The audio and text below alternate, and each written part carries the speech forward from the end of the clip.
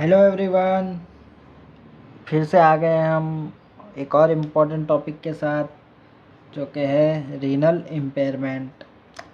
इसको देखेंगे हम, ये कैसा अफेक्ट करता है pharmacokinetics along with drug dose adjustment पे।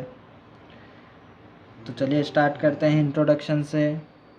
रीनल इम्पेयरमेंट का मतलब क्या है वो देखेंगे पहले। रीनल इम्पेयरमेंट का मतलब क्या होता है कि किडनी का फंक्शन डिक्लाइन हो जाता है। ठीक है, किडनी का फंक्शन जो भी होता है वो डिक्लाइन हो जाता है, जिससे बॉडी के वेस्ट प्रोडक्ट्स जो भी होते हैं वो और इलेक्ट्रोलाइट्स, ठीक है, ड्रग्स जो भी होते हैं बॉडी के वेस्ट प्रोडक्ट के साथ प्रॉपरली एलिमिनेट नहीं होते हैं बॉडी से। ठीक है, प्रॉपरली एलिमिनेट नहीं होते हैं वो बॉडी से। ठीक है, ये डायरेक्टली ड्रग क्लियरेंस को अफेक्ट करता है।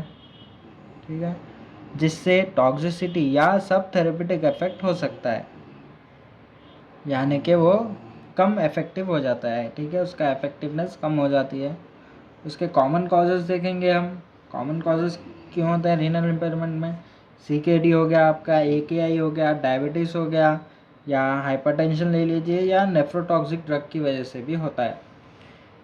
ठीक है, क्लिनिकल मार्कर्स देख लेंगे हम क्या रहते हैं, ये किससे हम पहचानते हैं कि क्लिनिकल रीनल इम्पेयरमेंट होता है। इसमें serum creatine, BUN, GFR, creatine clearance से हम मालूम कर सकते हैं रीनल फंक्शन में।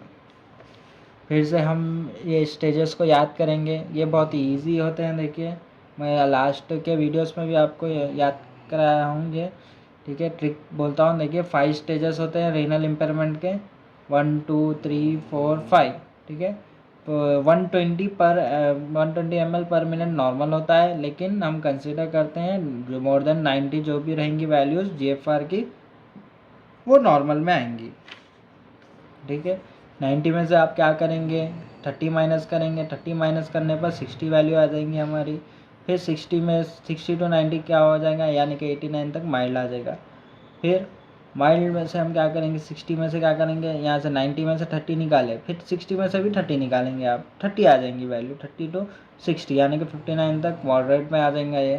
ठीक है, अब हम क्या करेंगे, देखिए 30 में से क्या करेंगे और 30 नहीं निकालेंगे, जो कि हम कर लेते हुए आए। 90 में से 30 निकाले 60 होगा, 60 में से 30 निकाले 30 होगा, 30 में से 30 निकालेंगे तो 0 हो जाएगा।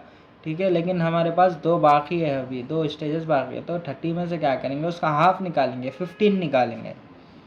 15 निकालेंगे तो क्या बचेगा, हाफ निकालेंगे तो 15 बचेगा। 15 और 30, 15 और 30 तक क्या बोलेंगे, सीवियर रीनल डिसफंक्शन बोलेंगे। और जो भी लास्ट वाले में क्या करेंगे, जो भी लेस देन 15 रहेगा GFR, उसको एनी स्टेज रीनल डिसीज बोलेंगे। तो देखा, बहुत ही आसान था इसको याद करना। अब हम देखते हैं effect of renal impairment on pharmacokinetics.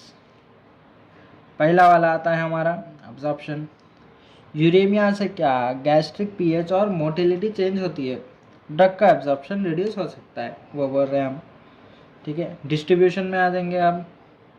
ठीक है, अगर अब्जॉर्प्शन का एग्जांपल लिखना है तो फ्यूरोसिमाइड का एग्जांपल लिख सकते हैं। अब हम लास्ट वीडियोस में भी डिस्कस कर चुके हैं, फ्यूरोसिमाइड का अब्जॉर्प्शन कम हो जाता है इन CKD पेशेंट्स में।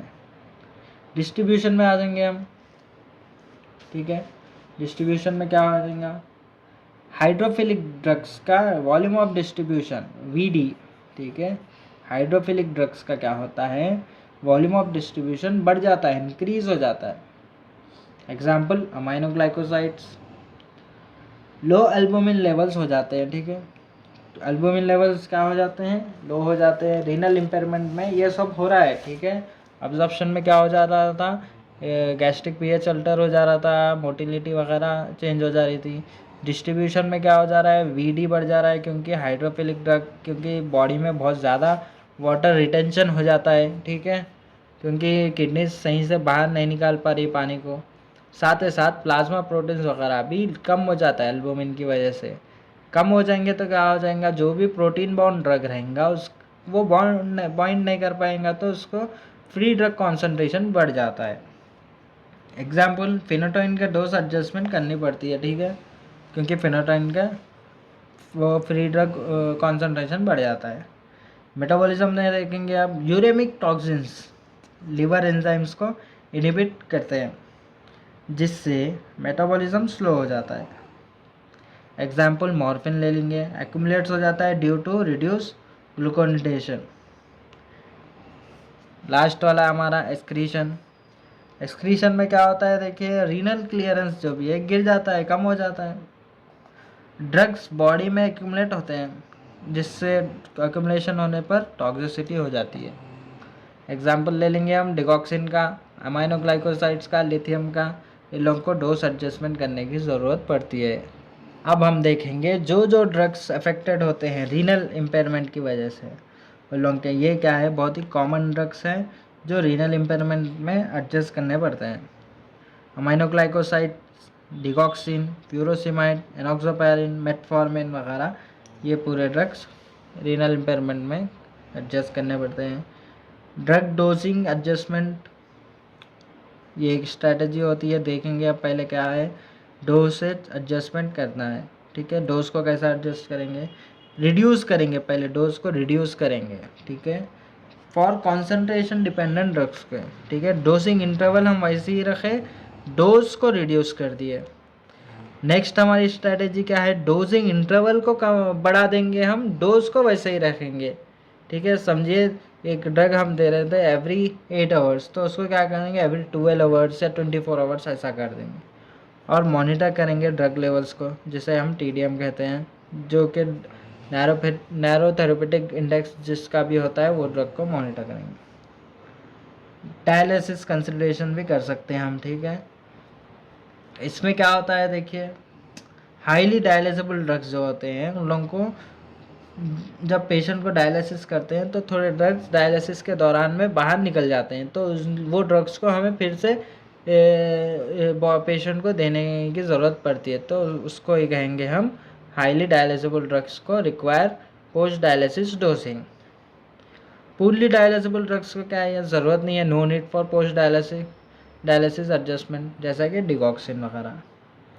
तो दोस्तों बहुत ही आसान टॉपिक था ये रीनल इम्पेयरमेंट हमारा, ठीक है।